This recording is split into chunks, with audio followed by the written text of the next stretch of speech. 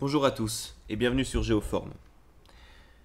Après avoir vu comment charger des données dans le logiciel et après avoir vu la notion de couche, nous allons à présent aborder une notion essentielle dans la géographie informatique, à savoir les tableaux. Donc nous allons tout au long de ce chapitre voir comment interagir avec les tableaux et surtout on va faire une première introduction aux sélections. À la fin de ce cours, vous saurez ce que c'est la notion de sélection. Vous saurez ouvrir la table attributaire ou attribute table. Vous saurez interagir avec cette table. Et enfin, vous saurez effectuer votre première sélection selon des attributs alphanumériques. Alors tout d'abord, la notion de sélection. Je vais prendre des exemples premièrement de la vie courante. Admettons que vous êtes un maître ou une maîtresse dans une classe et que vous dites à vos élèves « Tous ceux qui ont une chemise de couleur bleue, lèvent la main ». Vous avez fait une première sélection. Vous avez sélectionné les élèves en fonction d'un critère qui est la couleur de la chemise. De la même manière, vous pourriez très bien compliquer la chose et dire « Tous ceux qui ont une chemise de couleur bleue et des chaussures de couleur marron, lève la main. » Alors là, il y a probablement qu'une partie des élèves déjà ne lèverait plus la main. Une partie des élèves qui avaient levé la main au premier cas ne lèverait plus la main à ce moment-là parce qu'ils auront sûrement peut-être des chaussures noires. Donc vous avez effectué une condition double, c'est à la fois des chemises bleues et à la fois des chaussures marron. Donc ça, c'est une première sélection. C'est ce qu'on appelle une sélection par attribut. C'est-à-dire que vous avez pris un attribut de l'élève, vous y avez appliqué une condition, et vous avez demandé à voir si les élèves répondent à cette condition-là. Très bien. Je rappelle que du coup, en géographie, dans les systèmes de données géographiques, il s'agit donc du coup de tableaux. Donc dans les tableaux, les attributs, je rappelle pour ceux qui prennent ce cours à partir de maintenant, allez revoir le cours numéro 1 sur les tableaux, sur la notion de tableau dans les systèmes d'information géographique. Les attributs sont des colonnes. Donc si jamais je reprends l'exemple des élèves, la couleur de chemise sera une colonne, la couleur de chaussure sera une autre colonne. Donc si jamais je reprends cet exemple et je dis tous les élèves qui ont une chemise de couleur bleue lèvent la main, je pose la question à la colonne qui comporte la donnée des couleurs de chemise. Si jamais je rajoute la condition des chaussures, donc j'interrogerai deux colonnes dans mon tableau, à la fois la colonne des couleurs de chemise et à la fois la colonne des couleurs de chaussures. Voilà, donc ça c'est donc un premier exemple donc depuis la vie courante. Pour faire ce genre de requête, ce genre de questionnement envers la table attributaire, dans le logiciel, nous utiliserons un langage de programmation qui s'appelle le SQL, pour Structured Query Language. Excusez-moi pour mon accent anglais. Donc, ce langage est un langage très logique, vous le verrez. En réalité, contrairement à d'autres langages de programmation qui ne sont pas forcément très intuitifs pour qui n'a pas fait d'introduction à la programmation, eh bien, le SQL est un langage qui peut être compris par la plupart des gens, parce qu'il utilise justement des mots de la vie courante. Par exemple, dans le SQL, pour dire « sélectionne-moi quelque chose », eh bien ça commence toujours par le mot « select », qui veut dire en anglais « sélectionner ». On verra ça tout de suite dans le logiciel après. Ensuite, nous allons voir que dans les logiciels d'information géographique, nous avons deux possibilités, soit sélectionner par des attributs, et là j'ai bien mis système d'information, parce que ça c'est commun à tous les systèmes d'information, qu'ils soient géographiques ou pas. On peut sélectionner par des attributs, donc prendre une séquence SQL et commencer à dire sélectionne-moi tous les élèves qui ont une chemise bleue, Donc ça aurait pu être dans n'importe quelle table de base de données, par exemple une base de données Access dans Microsoft Office. Donc voilà, ça c'est pour les systèmes d'information. Dans les systèmes d'information géographiques, vous avez aussi la notion de sélection par l'espace. Alors, je rappelle à nouveau, et je ne cesserai de le rappeler tout au long de cette formation, la sélection par l'espace interroge la colonne des géométries. Sélectionner par l'espace, en réalité, c'est aussi une sélection d'attributs. Mais seulement, c'est un attribut assez particulier. C'est un attribut qui n'est pas géré par toutes les bases de données. Ce sont uniquement des bases de données géographiques qui savent le gérer. Et c'est pour ça que ça s'appelle SIG, SIG, Système d'information géographique. Parce qu'il sait gérer des données géographiques, il sait gérer des données de géométrie. Donc quand on fera dans le logiciel des sélections par l'espace, eh bien, on utilisera ce type de sélection-là. Pour un exemple de la vie courante, c'est par exemple, je peux dire dans Paris à ce moment-là, à cette heure-ci, que tous ceux qui se trouvent dans le 20e arrondissement lèvent la main. Bon, évidemment, c'est un cas qui est très peu probable dans la vie réelle, mais admettons, voilà, tous ceux qui se trouveront à ce moment-là dans le 20e arrondissement, admettons qu'ils le savent, qu'ils sont dans le 20e arrondissement, devront lever la main. Et on a bien la notion d'espace géographique qui est appliquée. Nous allons voir tout de suite dans le logiciel comment cela fonctionne. Donc ouvrez le logiciel ArcMap, je reprends là où on en était, nous avons bien notre catalogue, nous avons bien mis les tableaux des départements et des communes françaises, et nous allons donc du coup ouvrir d'abord le tableau. Alors comment est-ce qu'on ouvre un tableau? Tout simplement, on va effectuer un clic droit sur la couche des départements par exemple, et cliquer tout simplement sur Open Attribute Table. Et voilà, le tableau apparaît. Ce tableau comporte des colonnes et des lignes, comme tous les tableaux. Mais je rappelle à nouveau qu'une colonne c'est un attribut, une ligne c'est une instance. C'est-à-dire chaque ligne, qu'est-ce que ça représente? Tadadada. Bravo, ça représente des départements, puisque nous sommes dans le tableau des départements. Donc chaque ligne est un département auquel est attaché un certain nombre de données. Donc par exemple, là voilà, je suis sur le département 10 de l'Aube, et voilà, le chef-lieu c'est 3, etc., etc. Le nom de la région, Alsace, Champagne, Ardennes, Lorraine. Voilà, je ne savais même pas que les régions avaient des noms aussi longs. Ok, très bien. Donc, nous avons ouvert la première table attributaire. Nous allons à présent voir les notions de sélection.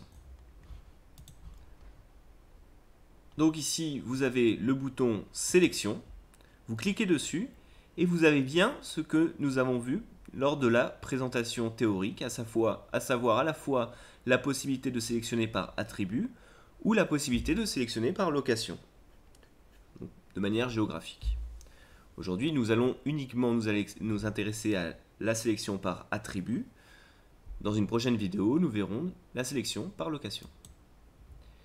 Alors quand je clique sur sélectionner par attribut, la première chose qu'il me demande, c'est sur quel tableau est-ce que je veux faire la sélection.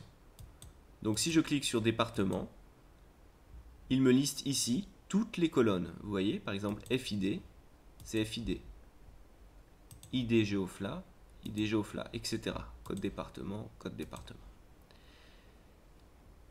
Ici, il y a une sorte de calculatrice de comparateur. Nous y reviendrons. Ce qui est essentiel ici, c'est de bien comprendre ce qui est écrit avant de commencer à utiliser cet outil-là. Il est écrit Select, donc sélectionne-moi. Une étoile pour tout, on verra dans 2 secondes ce que ça veut dire. From, depuis département, depuis le tableau des départements, c'est bien ce tableau-là. Where, où la condition répond à, et à ce moment-là, on va écrire ici la condition. Alors l'étoile, je vais revenir dessus 2 secondes avant de continuer. L'étoile veut dire tout. Tout quoi? Eh bien, on va reprendre l'exemple des élèves. Quand j'interrogeais la classe et que je disais tous les élèves qui ont une chemise bleue sortent, évidemment que l'élève qui avait une chemise bleue sortait tout habillé. Il ne gardait pas uniquement sa chemise bleue sur lui. Il sortait avec son pantalon, ses chaussures, etc. Eh bien, c'est à peu près la même chose. C'est-à-dire que si jamais je n'avais pas mis cette étoile, évidemment, le logiciel vous bloque. Ici, vous ne pouvez pas modifier cette phrase-là.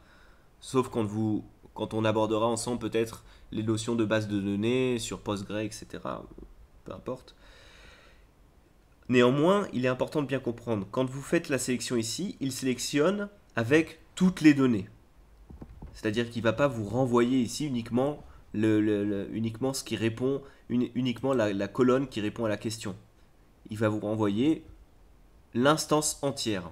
Donc, on reprend. Sélectionne-moi, donc avec tous ces attributs, le département qui répond à la condition. Donc là, on va prendre la colonne code département. On fait double-clic dessus. Et voilà. La condition ou code département répond à quoi? On va dire le code département est égal. Et là, vous avez un bouton très utile qui s'appelle Get Unique Values.